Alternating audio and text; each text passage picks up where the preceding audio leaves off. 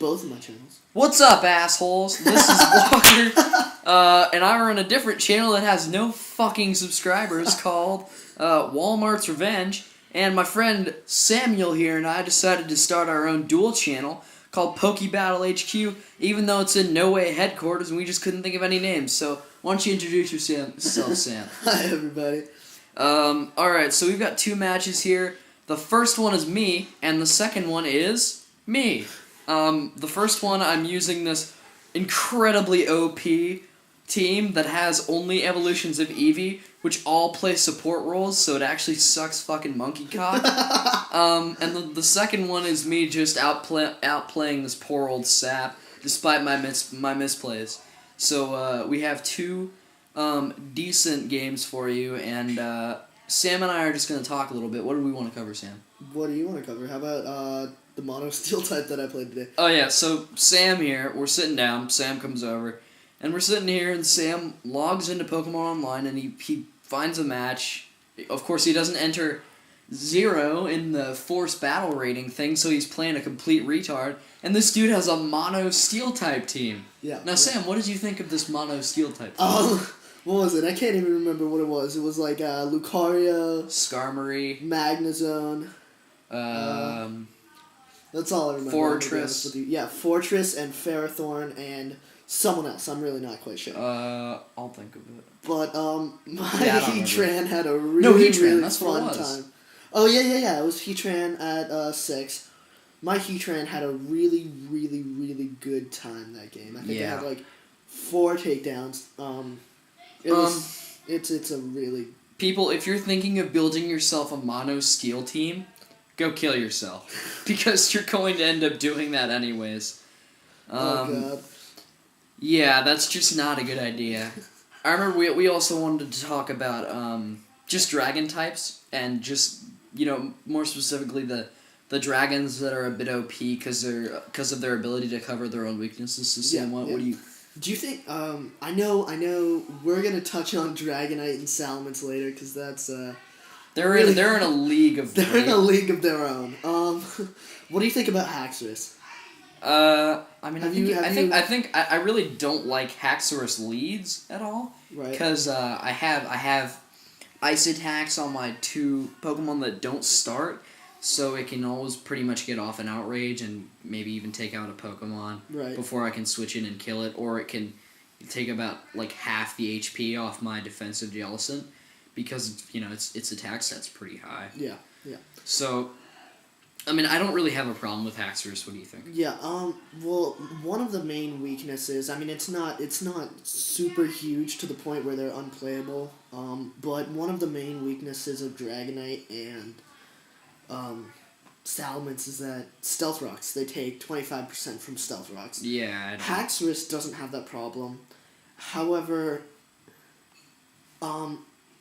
with Salamence, you avoid spikes, you avoid toxic spikes, and overall I think avoiding toxic spikes is a better benefit than taking more damage. Yeah, because I know you have a life orb Salamence in your team. Mm-hmm. Oh, sorry for pausing the Asoft recording, by the way.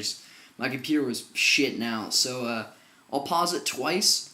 You're gonna have to watch a bit of lag. I think it's gonna be about another minute, but it's gonna figure itself out in the next battle. But anyway, what was I gonna say? I know you have a Salamence that sets up with Dragon Dance, so taking 25% doesn't really matter if you're going to outspeed and out-attack everything. Exactly. Whereas... Oh yeah, sorry about the applications bar too. I'm just trying to figure out what the hell's going on. I think that's the main issue, that if you set up, it's not going to matter. But if you're poisoned, you're going to die, especially from hitting yourself in confusion. Exactly. Getting toxic damage, it's just not going to be a fun time. And also, one of the things about Dragonite and Salamence, and why I use Salamence over Dragonite, is because of the base speed issue. I can switch in Salamence on a Dragonite and take it out with an Outrage, and Dragonite can't really do that to me. It might be able to get off an extreme speed, but I doubt that. But that's not going to kill you. That won't kill me, exactly. Yeah, and then an Outrage is going to fucking destroy that exactly. thing. So, yeah, it's just going to... I think that generally Salamence is probably a better Pokemon to set up and sweep with. Right. But Dragonite is...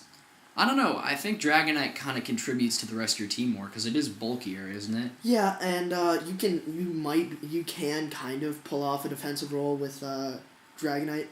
I mean, why would you want to though? When you can send in Fortress. Because you can switch it into a ground move. And set up and also nothing's super effective against Dragon, except for Ice. So. And Dragon. That's why Outrage is good. Yeah. So I mean, what's another solid dragon type? Kingdra. Kingdra's good. I use Hydreigon. I fucking love Hydreigon. Right. Hydreigon's ridiculous. But the weakness to fighting cripples it quite a bit.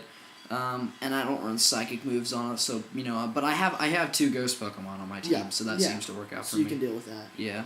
Also, Kingdra's really only a huge threat to my team if it's rain, if they have Drizzle on it, because Swift Swim and the Hydro Pump boost, it's a force. Yeah. But only if it's got rain up. Yeah.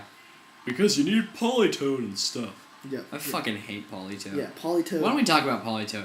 If you use Politoed, fuck you. Yeah. Because the only reason anyone uses Politoed is to get rain up. And I don't have any other weather Pokemon on my team, so that pisses me off. Although maybe that should be a strategy, kind of like an anti-weather lead. That's what people are doing, right? They're using anti-weather leads. Yeah, like, or they have rain like teams. T-Tar. Or they have rain teams, and I just water absorb them. Yeah. Because they're fucking douchebags. Yeah, and what's another thing? Hydreigon. The thing about Hydreigon that kind of makes it a little bit redundant is that both of its stabs are resisted by steel.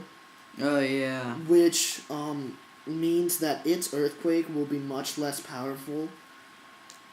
And I think Earthquake, I don't even know what I'm talking about. Fire Blast, because you run Fire Blast. I run Fire Blast, yeah. I run Draco Meteor, Focus Blast, Fire Blast, and Dark Pulse, which I find that I use the least because... I never really needed Dark Pulse anything when I could Fire Blast nobody really switches into Psychic on But I did actually... a really funny thing happened, I think a few days ago. I actually swept a team with Dark Pulse from getting lucky flinches, which was pretty funny. That's awesome. And then I proceeded to, the next match, get swept by a cursing Hippowdon. But we're not going to talk about that. I mean, weather leads are... They're annoying. They're annoying, but you can build around them. And that's what makes them less annoying than you think they were. That's true. Like, I could easily build a team around countering Politoed.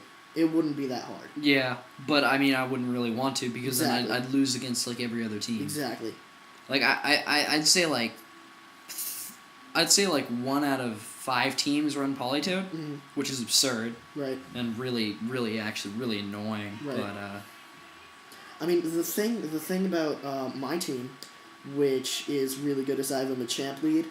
So my Machamp usually kills Ninetales and Politoed. Yeah.